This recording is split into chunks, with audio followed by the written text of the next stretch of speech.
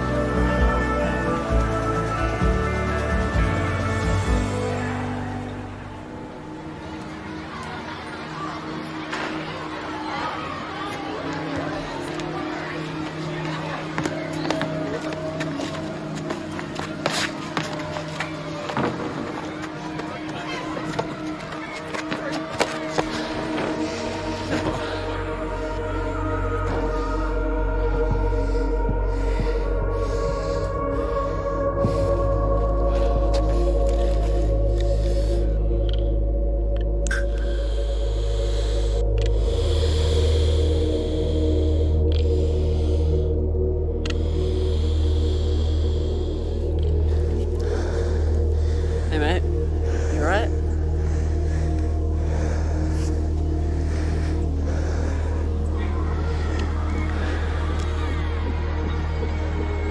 Come on, we need you right here.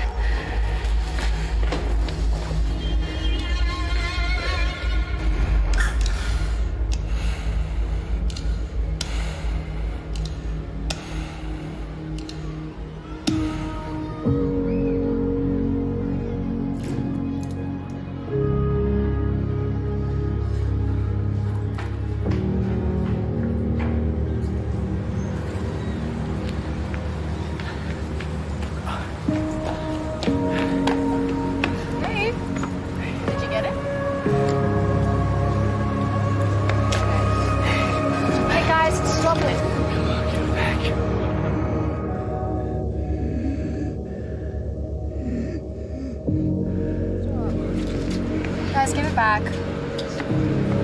Stop it! Look, here you go.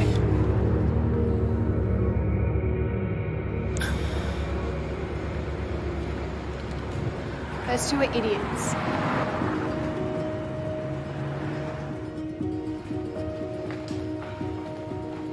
Mom, where are my boardies? Wherever you left them, have a look in your room.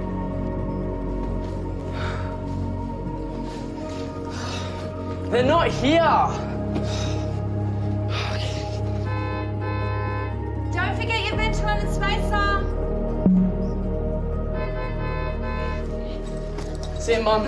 Have fun. Be safe. Yes, Mum.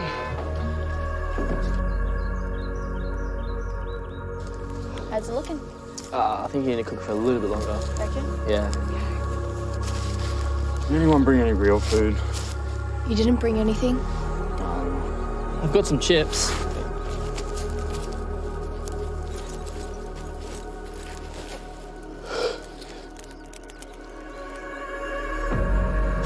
Mum made me some sandwiches. Do you want one? Yes, please. Thank you.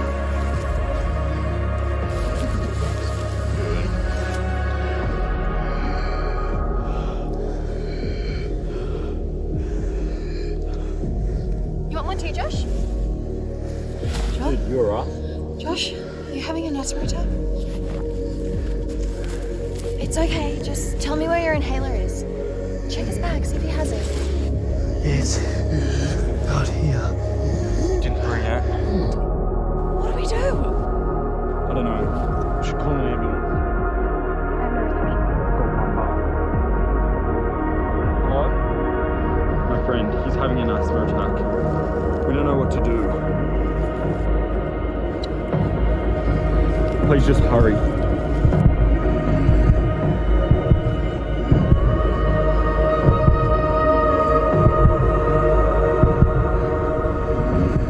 Don't forget your ventilated spacer.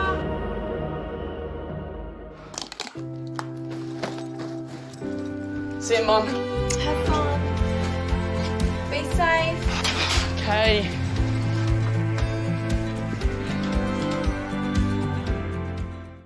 Para entendermos a fisiopatologia da asma, eu vou colocar um esquema aqui para vocês.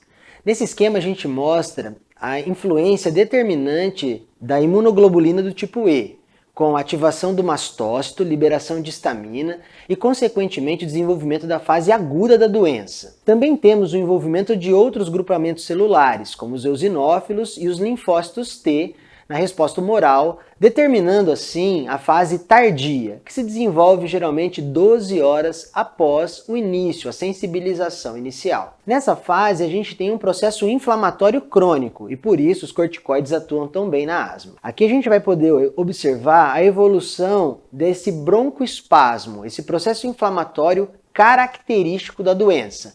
Vamos observar como muda a mucosa de toda a árvore respiratória. A apresentação clássica da doença é representada por uma tríade muito conhecida. Em 90% das vezes nós temos pelo menos um desses sintomas, e não é incomum termos alguns associados. Eles são marcados pela presença da dispneia, da opressão torácica e também da sibilância. A tosse ela é muito comum no paciente asmático, geralmente seca, mas quando temos tosse, temos que lembrar dos diagnósticos diferenciais de outras doenças que podem simular o quadro, principalmente as lesões de obstruções de vias aéreas superiores. Para o diagnóstico definitivo, nós temos a questão da espirometria. Atualmente, nos serviços de emergência, é muito comum o uso do PicFlow, dessa prova expiratória de fluxo. O PicFlow é uma ferramenta muito útil em todos os serviços de emergência, porque ele propicia, além do diagnóstico, a evolução em relação ao tratamento, se ele vem sendo efetivo ou não. Ele é muito simples e mostra em 3 expirações, você vai considerar aquela que teve o melhor desempenho, a presença de obstruções ou não ao fluxo expiratório. Aqui temos o gráfico relacionado à altura do paciente e à sua idade, mostrando as apresentações naturais em relação ao PicFlow. Um dos projetos mais legais que eu presenciei nos últimos tempos em relação à asma foi a GINA, uma atualização anual, a última é de 2019, e eu vou deixar aqui para vocês na sequência desse vídeo. A GINA é a Iniciativa Global para o Tratamento da Asma. É um estudo multicêntrico em vários países do mundo, direcionado aos profissionais de saúde, que assim vão poder uniformizar o tratamento da doença. E essa atualização de 2019 traz importantes modificações. A gente acreditava que o uso de beta-2 adrenérgico ele era mandatório e sozinho, porque diminuiria o broncoespasmo. Mas esse estudo é há mais de 50 anos. Estudos recentes mostram que a asma tem a sua evolução tardia, um processo inflamatório. Então hoje, o aspecto e padrão ouro do tratamento tem a ver com o uso de corticoides de curta duração. Vale também lembrar que os beta-2 eles devem estar associados ao uso do brometo de patrópio. Essa associação entre beta-adrenérgicos e o brometo de patrópio faz com que melhoremos e muito a eficácia das bombinhas. tão comuns ainda no tratamento. O uso das bombinhas, ele é amplamente difundido entre os portadores de asma e deve ser também das pessoas que trabalham no pronto-socorro, porque quando a gente utiliza a bombinha, a recuperação do paciente ela é muito mais rápida. Antigamente a gente tinha os famosos nebulizadores, onde as gotas de Berotec e Atrovent faziam a diferença. Em alguns serviços isso ainda é mandatório. Mas o paciente asmático ele pode evoluir de uma forma um pouco mais grave e necessitar também do uso de terapêutica parenteral, e nesse caso estamos falando de corticoides injetáveis. A metilprednisolona tem mais eficácia do que a hidrocortisona, que é a mais utilizada no Brasil. Associado a isso, temos também medidas de ventilação não invasiva, ventilação invasiva e aquela terapêutica relacionada às orientações do paciente em retirar os alérgenos, em evitar as infecções virais, que são a causa mais comum da descompensação.